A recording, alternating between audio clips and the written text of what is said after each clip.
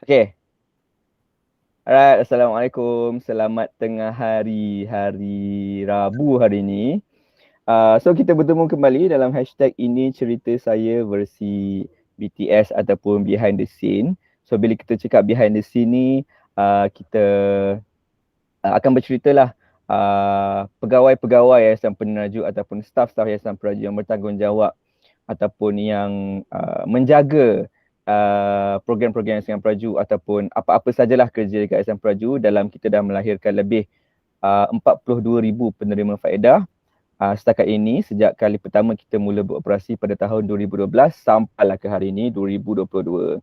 So sedikit informasi, 14 Februari 2022 ni Yayasan Peneraju akan menyambut ulang tahun yang ke-10 tahun. 10 tahun Yayasan Peneraju. So hari ni, tetamu hari ni adalah salah seorang tetamu yang memang ada sejak hari pertama Yayasan Peneraju beroperasi. Kalau saya tak silap lah. Kalau saya silap nanti betulkan saya. So, okay tak apa, nanti tetamu tu betulkan. Okay, maybe tetamu hari ni boleh betulkan apa yang saya cakap tadi, boleh kenalkan diri dan berapa lama kerja kat Yayasan Peneraju dan departmen mana. Silakan. Okay, Assalamualaikum dan salam sejahtera kepada semua yang menonton FB Live hari ini. Nama saya Faradiza binti Abdul Ghani, panggil saja Farah, tapi kat sini my colleagues ada yang panggil I Faradi or Faradiva, which I do not know why. Okay. Okay, saya di sini attached dengan CEO's office dan join Yayasan Peneraju semenjak April 2013.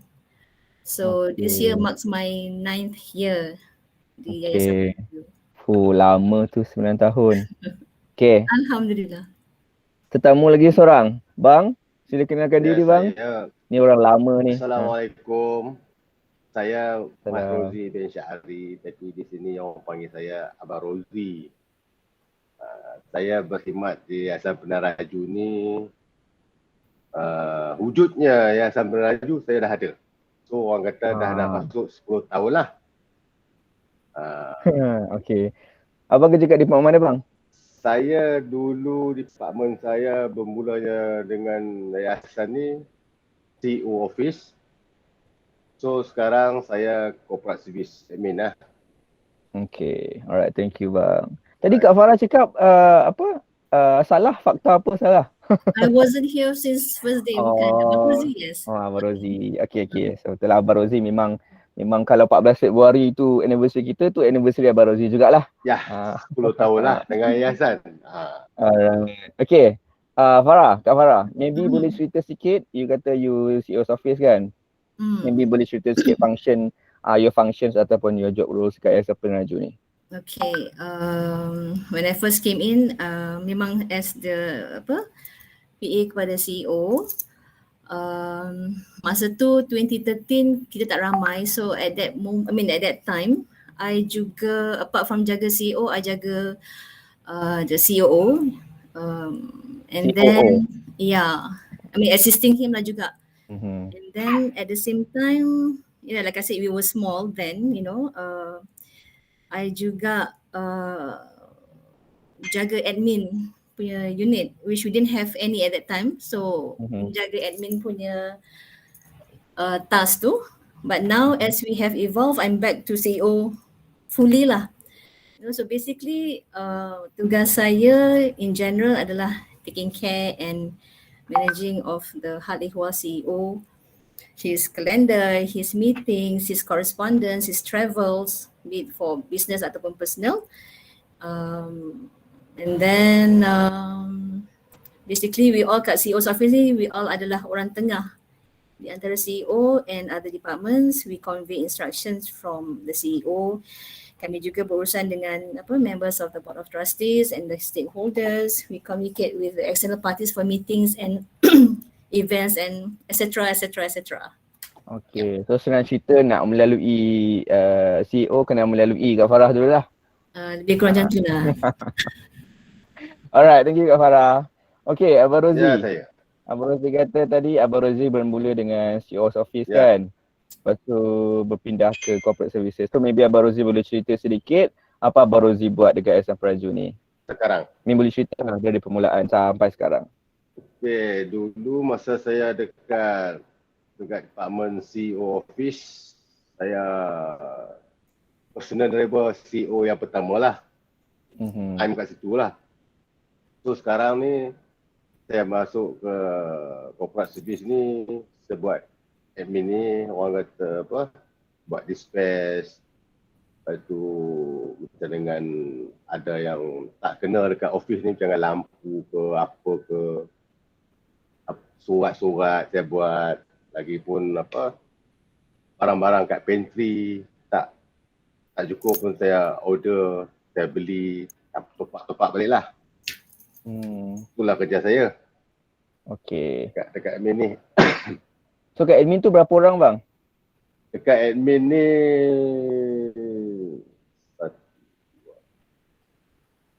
ada dalam 7 orang kot. Lebih kurang lah. 7 Lebih kurang 7 lah macam tu. Betul kata betul pun, wallahualam. Okay. Thank you bang. Okay. Alright. Kak Farah, Ya saya. maybe boleh cerita sedikit your best memories dekat Yayasan Peneraju ni. Apa pengalaman yang paling you ingat dekat Yayasan Peneraju ni? Memori banyak lah. Banyak memories you know. Tapi I rasa yang mungkin terpahat di hati sampai today adalah my experience masa I followed the Tunas punya team pergi buat assessment, interview the kids. Masa tu, okay, that was in 2013. Like I said, masa tu kita tak ramai, so everybody gets a chance to go and follow the team pergi buat assessment, interview the children semua. So my first trip was to Kuantan. So macam mana cakap okay, as for me, this is my personal experience. Being a city person, born and raised kat KL, so memang selama ni I dengar cerita pasal budak-budak susah, orang-orang susah tu is through media lah, media sosial, through the TV, tengok dokumentari, tengok, baca newspaper. Tapi when I went there, I experienced it myself, berjumpa dengan diorang, berborak dengan diorang, and apa yang diorang cerita tu memang sangat menyentuh hati. Okay, sorry, I memang, kejap. Memang menyentuh hati, benda yang selama ni kita take for granted. For them it's not something, but it's hardship lah basically. It's their struggles, they don't cerita. So but despite all that, I'm amazed, I'm appalled actually. I rasa blessed. Yes, blessed because despite of I bangga tengok, because at such a young age, diorang had gone through so much. They've gone through so much struggles in life, they've gone so much hardship, tapi they could still maintain that positive spirit in them, which something I rasa I don't think I am able to do that lah at that age kan. So looking back, I rasa I sangat berbangga to be a part of this Yayasan Peneraju, to be able to help the children, to merelasikan diorang punya aspirasi. Yeah, that's right. To mengubahkan diorang punya masa depan. So I'm proud to be part of this Yayasan Peneraju doing this noble job. Okay. Sorry, I'm a bit emotional. Yeah, when it comes to talk about all this thing, memang I hati tisu sikit. Faham. We all do lah dekat Yayasan Peneraju ni when it comes to kids kan. Bila Kak Farah cakap tadi your job roles tadi kan mostly taking care of CEO, and then sekarang ni bila staff dah bertambah memang probably tak ada masa lah nak join the assessment and all kan. Tapi so bila ada peluang macam tu dulu-dulu tu dia macam bagi kita pengalaman yang lain kan. Betul. Ah. Sangat-sangat membuka mata. Ya, itulah antara bestnya kerja kat Betul. SM Praju ni. Kita dapat tengok Macam kita the other we side. take for granted that Astro tu is like in every household, but not for them. They don't have Astro, they don't have electricity pun pakai tak ada. They have to guna karbide punya lampu, tak ada water supply, they had to take water from perigi. And then ada yang seorang tu cakap, Kak, dia kata saya bapak saya kerja tak tentu gaji, so makan ayam tu is not a weekly affair. Dia kata kalau bapak dia gaji lebih sikit, baru makan ayam. So I macam, ya Allah, benda-benda macam tu lah. I macam, ya Allah, macam very, very, how do I say it? I tersentuh kot. I was so touched. As in, I rasa macam, yelah kita bersyukurlah dengan apa yang kita ada. Tapi I bila tahu macam tu rasa macam keinginan untuk membantu dia tu lebih Tinggi. Yes. I faham. I pernah juga. So I totally understand lah your experience ni kan.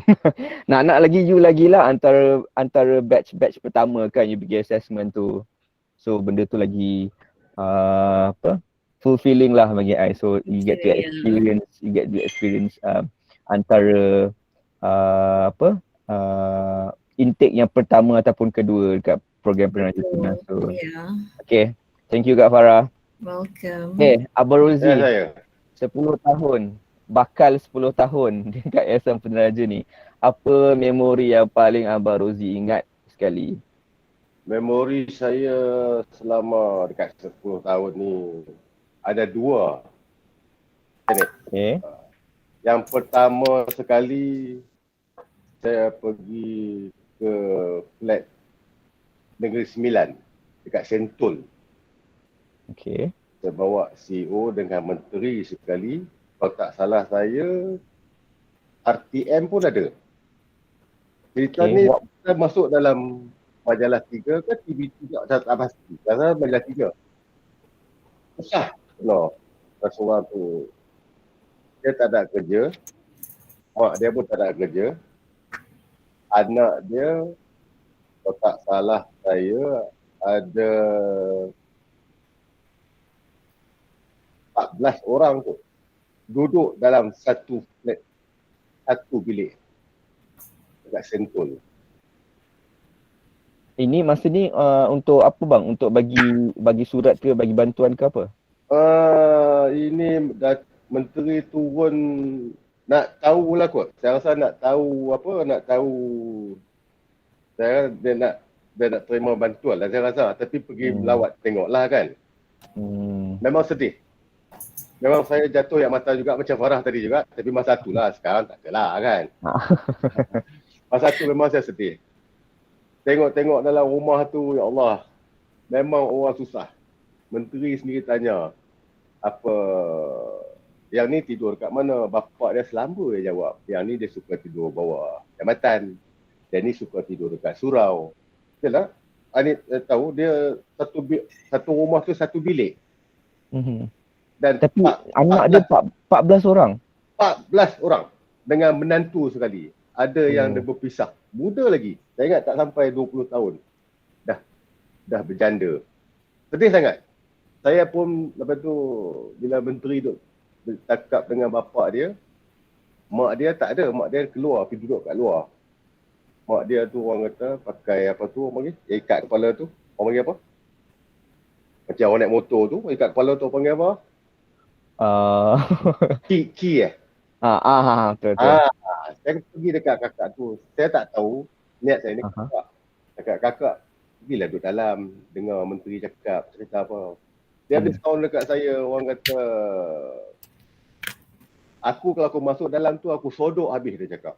Saya terkejut. Dia memang tension.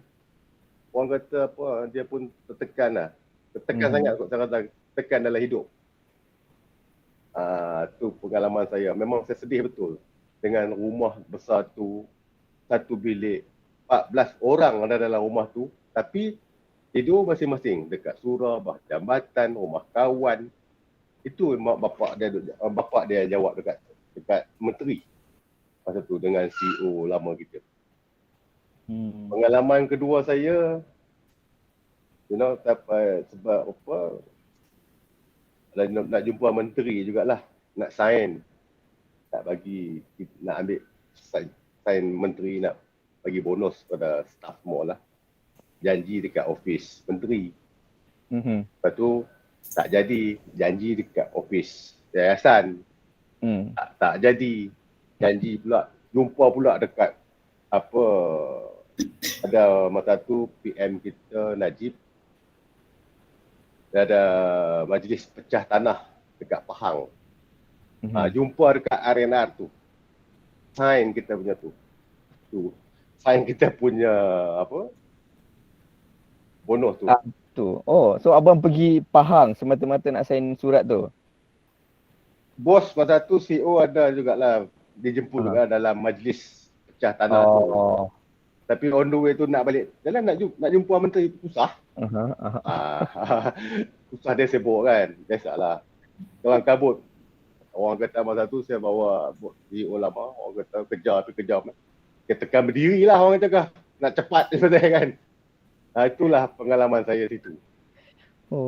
Tapi itu first time saya dengar yang masa abang pergi dengan menteri, dengan CEO pertama tu, yang pergi jumpa yang family 14 orang tu. Ya.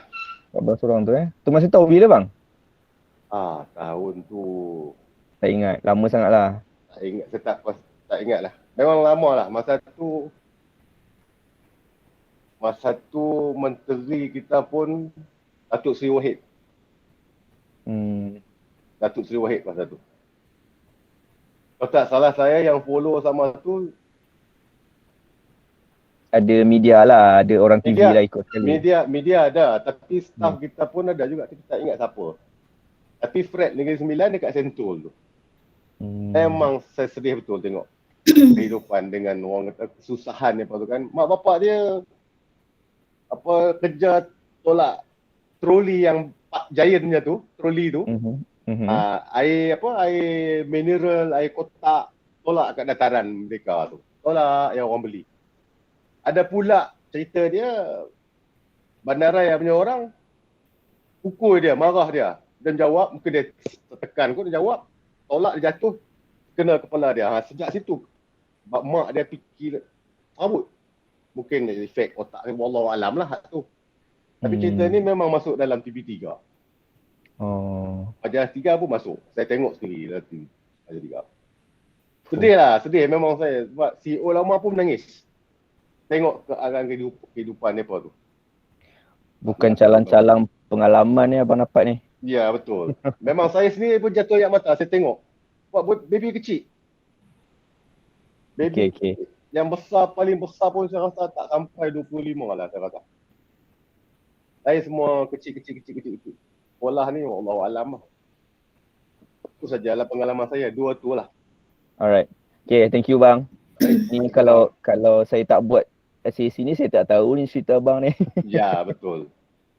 Alright. Kak Farah. Ya, saya. Kita dah nak menyambut ulang tahun Abang Rozi dan Yayasan Peneraju tak lama lagi. So, maybe you nak share you punya harapan lah terhadap Yayasan Peneraju ni. Harapan saya untuk Yayasan Peneraju simple, I just hope that Yayasan Peneraju dapat meneruskan lagi usaha murni untuk membantu lebih ramai lagi golongan bumiputera yang memerlukan. And to the scholars yang mendapat scholarship kami ni, belajarlah rajin-rajin, and make your family, your parents proud and make us proud too. Okay. So, yeah. Kalau saya nak tanya satu soalan lagi boleh? You happy tak kerja kat Yayasan Peneraju? Oh, very happy. I like the environment here. I like the colleagues here. The bonding is good. We're like a family unit. Semua work is work, play is play. That's us. Yeah. Alright. Thank you Kak Farah. Okay, Abang Rozi. Tapi nak sambut ulang tahun bersama ni, apa harapan abang kepada Yayasan Praju? Harapan saya berdoakan bagi Yayasan Peneraju ni kekal macam ni dan boleh meningkatkan lagi lah. Tapi yayasan ni memang terbaik lah bagi saya. Dengan staf-staf pun bagus, kan? Lagi orang kata apa? Yalah, saya pun kalau panjang umur saya 4 tahun lagi saya dengan yayasan. Itu saya pencen, kan? Dan nasihatkan kepada siapa? Anak-anak lah, orang kata staff-staff ni ada bawa-bawa kepada anak-anak saya lah, orang kata kerjalah bersungguh-sungguh, bertekun sungguh-sungguh, berjuang untuk bangsa dan negara. Okey. Bang, abang happy tak kerja Yayasan Praju? Kerja dengan Yayasan Praju saya memang happy. Memang saya happy sangat-sangat. Tapi orang kata apa? Happy lah, happy. Saya happy. Dengan saya Yayasan Praju ni saya happy. Tak tahu nak cakap apa kan, happy Atau kan? nak cakap memang saya happy. Dengan CEO baru, CEO sekarang pun okey, bagus. Farah pun terus terang saya cakap depan-depan kan. Senang bekerja dengan dia. Dengan siapa? Dengan Farah, senang bekerja. Kadang-kadang bertengkar selalu. Yelah kan selalu bergaduh kan? Bergaduh tapi kerja settle. Yeah. Bagus. Itu Dia yang kena kita nak. bergaduh dulu baru dapat settlekan kerja tu. Betul tak? Bergaduh dulu. Bergaduh tu orang kata bukan bergaduh serius. Orang kata Ya, betul. bergaduh ni kan. Bebel. Kerja settle. Itu saja. Daripada dulu sampailah sekarang. Ya, betul. Bertahun Since kan, day one I bertahun. masuk Rozi, you buat macam tu. Ya? Since Apa? hari pertama Farah masuk kerja, you buat macam tu kan I? Ya. Tapi maintain sama ya. Sama ya kan. Okeylah. Tapi Dah asyik bersama. siapa? Dah bersama. Pak Rozi minta tolong. Pepet, saya tolong settle. Kerja settle. Alhamdulillah. Kan? Gaduh 10 tahun dah. Ya, minta kekal lah. Orang kata sampai ke jabat lagi 4 tahun. Farah mungkin 6-7 tahun kot. Farah lama lagi. Farah lama lagi lah. Iya ke? Okey, tak apa. Lagi Rozi, Tak please. apa. Lama pun, orang busuk-busuk pun dalam, orang kata dalam 8 tahun lagi kot. Tak. No. Ya, You're tak apa. wrong. Tak apa, masa tu dah berjalan. Okay. InsyaAllah. Okey. Moga jodoh dengan Yayasan Praju masih panjang lah insyaAllah. InsyaAllah. Amin. Okey, setakat itu saja. Terima kasih Abang Rozi dan Kak Farah. Memang betul-betul orang lama lah dekat Yayasan Peneraju ni. Ya. Okey, Alright. setakat itu saja episod untuk #Initiator Cybersecurity PTS episod yang ke-24. Kita jumpa lagi di episod yang ke-25. So untuk program-program Yayasan Praju yang sedang dibuka, boleh layari laman web kita www.yayasanpraju.com.my ataupun follow kita punya social media dekat Facebook, Twitter dan juga Instagram. So sampai bertemu lagi. Again, terima kasih Abang Rozi dengan Kak Farah. Bye-bye. Sama-sama. Assalamualaikum. Waalaikumsalam warahmatullahi. Bye-bye. Woo!